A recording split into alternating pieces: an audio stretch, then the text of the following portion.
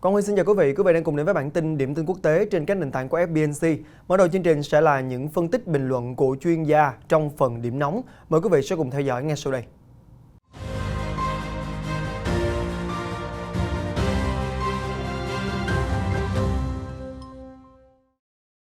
Hai vụ nổ kinh hoàng chiều tối 26 tháng 8 ở sân bay Kabul khiến ít nhất 103 người thiệt mạng và gần 1.340 người bị thương.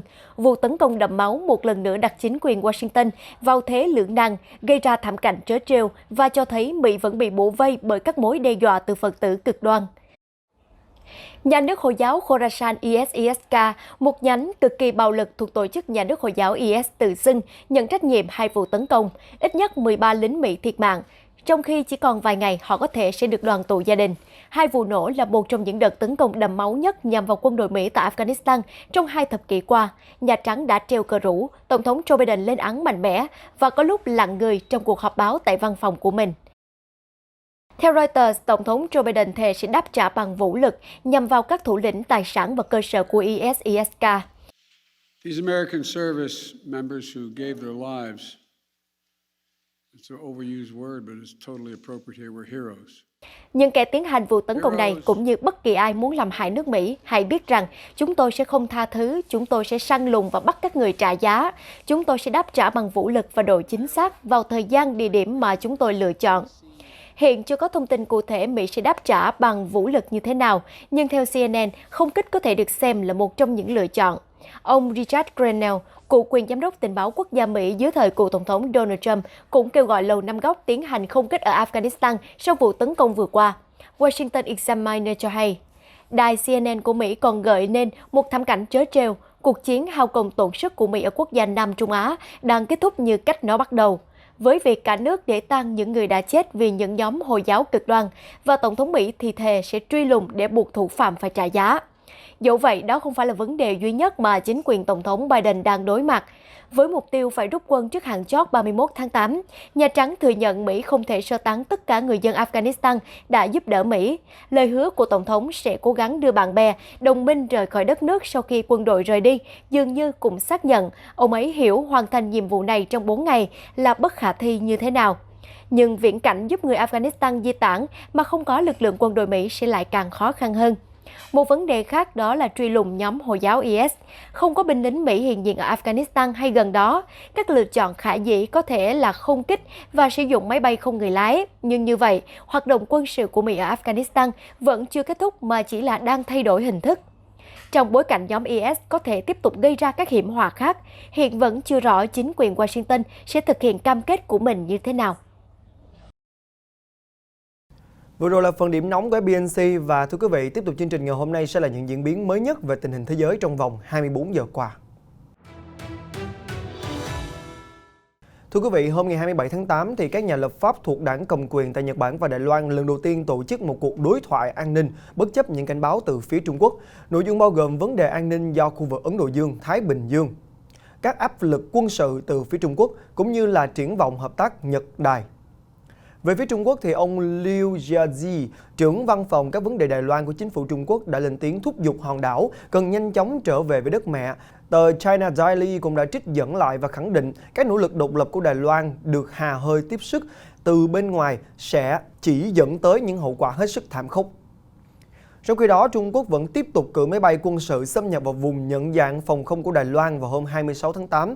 Đáng chú ý, lần đầu tiên trực thăng tác chiến chống ngầm Harbin Z9 cũng tham gia sứ mệnh này. Hơn thế thì mới đây Trung Quốc còn điều 3 máy bay quân sự tiến vào không phận phía Tây Nam Nhật Bản. Đây là lần đầu tiên cơ quan phòng vệ của Nhật công khai xác nhận sự xâm phạm của quân đội Trung Quốc. Hiện thì cơ quan này đang phân tích mục đích của các chuyến bay do thám trình. Cũng liên quan tới Nhật Bản thì chánh văn phòng nội các của nước này vừa lên tiếng phản đối cuộc tập trận của Nga ở vùng biển gần một hòn đảo tranh chấp ngoài khơi Hokkaido. Ông Katsunobu Kato thông báo rằng nhà chức trách Nga đã phát ra một cảnh báo hàng hải về cuộc tập trận ở vùng biển trên. Chuyển sang tình hình ở một số khu vực khác, một số quốc gia châu Âu đã kết thúc hoặc là ngừng sơ tán công dân và nhân viên địa phương khỏi Afghanistan trong bối cảnh tình hình an ninh ngày càng tồi tệ sau khi Taliban nắm quyền. Động thái chỉ diễn ra vài ngày trước thời hạn rút quân của Mỹ 31 tháng 8. Thưa quý vị, khác với Trung Quốc thì Nga có phần thận trọng hơn khi kết giao với Taliban. Hiện tại Moscow vẫn theo dõi đánh giá cách hành xử của Taliban trước khi đưa ra quyết định có công nhận chính quyền mới ở Afghanistan hay là không. Một số tin nóng khác, tại Mỹ thì 7 cảnh sát điện Capitol đã đệ đơn kiện Tổng thống Donald Trump và nhiều người khác yêu cầu phải chịu trách nhiệm trực tiếp cho vụ bạo loạn chết người hồi 6 tháng 1. Và theo đơn kiện thì 7 nhân viên cảnh sát này đã bị tấn công dữ dội, bị khạc nhổ, xâu xé, phải chịu những lời nói châm chọc, chủng tộc và bị đe dọa tới tính mạng. Tại Mexico, Tổng thống Andrés Manuel López Obrador đã vừa qua đề cử một người bạn của ông là Adán López làm Bộ trưởng Nội vụ. Trong một video trên Twitter thì ông đã giới thiệu vị quan chức tương lai là người bạn, người đồng hương và người bạn tri kỷ thân thiết của ông. Một nguồn tin an ninh cho biết rằng Liban cũng đã triển khai quân đội đến một khu vực ở phía Bắc nơi xảy ra các cuộc tranh chấp về khai thác gỗ khiến cho 2 người thiệt mạng. Nguồn tin cho biết rằng cuộc giao tranh xảy ra tại khu vực có nhiều người Hồi giáo dòng Sunni sinh sống. Các bên đã sử dụng súng máy hạng nặng và lựu đạn để tấn công lẫn nhau. Tiếp tục bản tin sẽ là một số thông tin về dịch bệnh. Thưa quý vị, mới đây Nga đã thông báo trong 24 giờ vừa qua, nước này đã ghi nhận 820 ca tử vong vì Covid-19. Đây là số ca tử vong cao chưa từng có tại Nga, trong bối cảnh biến thể Delta đang không ngừng lây lan, trong khi tốc độ tiêm chủng ở nước này lại chững lại. Vừa qua, chính phủ Nhật Bản đã quyết định mở rộng tình trạng khẩn cấp do Covid-19 thêm 8 tỉnh sau khi số ca nhiễm ngày càng tăng. 21 trong 47 tỉnh của Nhật Bản được đặt ở trong tình trạng khẩn cấp, bao gồm 2 khu vực đông dân là Tokyo và Osaka. Mối lo ngại tăng lên khi nhiều học sinh chuẩn bị trở lại trường học sau kỳ nghỉ hè. Trong khi đó, thì mới đây, Cơ quan Dược phẩm châu Âu cho biết rằng họ đã tìm thấy một số tạp chất trong quá trình sản xuất vaccine Moderna. Hiện sự cố đang được điều tra khẩn cấp nhằm giảm thiểu tác hại không mong muốn có thể xảy ra. Vừa qua, thì các quan chức ngoại giao Hàn Quốc cho biết rằng sẽ dỡ bỏ quy định hạn chế nhập cảnh đối với hành khách đến từ các nước Liên minh châu Âu EU và khu vực Schengen, và bên cạnh đó là chương trình miễn thị thực sẽ được nối lại kể từ ngày 1 tháng 9 tới. Thưa quý vị, Mỹ cho biết sẽ gửi hơn 2 triệu liều vaccine ngừa Covid-19 hỗ trợ cho 3 nước châu Phi là Algeria, Ghana và Yemen để cho các nước này đối phó với làn sóng lây nhiễm thứ 3. Dự kiến rằng là các lô vaccine này sẽ đến châu Phi vào cuối tuần này. Trong khi đó, thì mới đây, Ủy ban châu Âu EC cũng đã đưa ra cảnh báo đối với các nước thành viên EU rằng quyết định khuyến nghị tiêm mũi vaccine tăng cường ngừa Covid-19 có thể sẽ phải đối mặt với các rủi ro pháp lý. Cảnh báo này được đưa ra sau khi 8 nước châu Âu đã khuyến nghị tiêm mũi tăng cường và hơn 10 nước khác sẽ sớm có hành động tương tự. Một số tin nóng khác, theo truyền thông địa phương thì 5 cảnh sát Thái Lan đã bị giới chức địa phương bắt giữ vì có liên quan đến vụ tra tấn đến chết một nghi phạm buôn bán chất cấm. Điều tra nhanh chóng được tiến hành để có thể khôi phục lòng tin của người dân đối với lực lượng thực thi pháp luật. Tại bang California của Mỹ, vừa qua thì theo Sở Lâm nghiệp và Cứu hỏa của bang này, đám cháy Candor đã lan rộng ra diện tích hơn 400 km2, phá hủy 557 công trình và có nguy cơ đe dọa tới hơn 17.400 công trình khác. Hơn 1.600 lính cứu hỏa đã được điều động khống chế hỏa hoạn.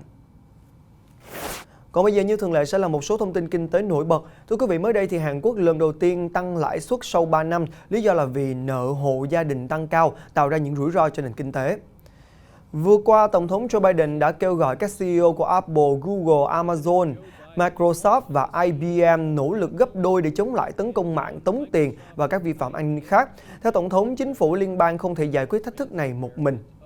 Mới đây, Viện Nghiên cứu Kinh tế Deloitte đã vừa công bố báo cáo cho thấy rằng nếu các nước Đông Nam Á bắt đầu áp dụng các hành động để kiểm soát biến đổi khí hậu ngay từ bây giờ, thì sẽ có tiềm năng tạo ra giá trị kinh tế 12.500 tỷ đô la Mỹ trong 50 năm tới. Ngược lại thì có thể gây nên tổn thất 28.000 tỷ đô la. Theo báo cáo của Apple lên Ủy ban Chứng khoán và Sàn Giao dịch Mỹ SEC hôm 26 tháng 8, trong tuần này thì Tổng Giám đốc CEO Tim Cook của Apple nhận được khoản thưởng hơn 5 triệu cổ phiếu và đã bán gần hết để thu về hơn 750 triệu đô la Mỹ. Lô cổ phiếu thưởng này là phần cuối cùng trong gói thù lao mà ông Cook nhận được khi tiếp quản ghế CEO Apple cách đây 10 năm. Thưa quý vị, còn bây giờ từ khóa ngày hôm nay với hơn 200.000 lượt tìm kiếm đó chính là Cristiano Ronaldo. Tương lai của tiền đạo Cristiano Ronaldo khiến cho báo giới tốn khá nhiều giấy mực trong những ngày vừa qua. Theo thông tin mới nhất từ AS, Daily Mail và các tờ báo của Italia, thì tiền đạo người Bồ Đào Nha đã đạt được thỏa thuận cá nhân với Man City.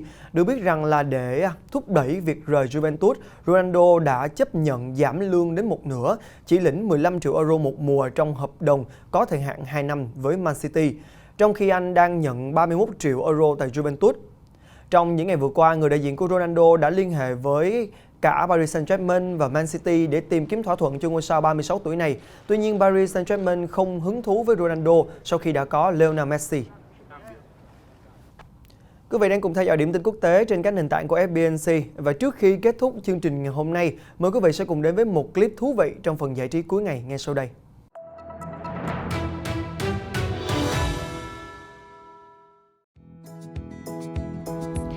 Cuộc chiến chống chọi với đại dịch suốt 2 năm qua đã ảnh hưởng tinh thần của nhiều người trên thế giới. Và để thay đổi không khí, một họa sĩ graffiti người Pháp đã nảy ra ý tưởng thực hiện một tác phẩm nghệ thuật khổng lồ giúp mọi người thấy yêu đời hơn. Nhìn từ phía trên cao dãy núi Alper của Thụy Sĩ, bức tranh có diện tích lên tới 1.500 m² này mô tả hình ảnh một cậu bé đang thổi bong bóng. Nhưng điều kỳ diệu là nếu nhìn kỹ thì những bong bóng ấy lại mang dáng dấp của những đám mây. Tác giả bức tranh, họa sĩ Shaper, chia sẻ đây chính là thông điệp hãy nghĩ về ngày mai nhẹ nhàng và tươi vui như những đám mây thuở ấu thơ. Họa sĩ Shaper trước đó cũng được biết đến với những bức tranh khổng lồ thực hiện trên cỏ mà có thể nhìn thấy được từ trên không, từ khu ổ chuột ở Nam Phi đến bãi cỏ trước trụ sở châu Âu của Liên Hiệp Quốc ở Geneva.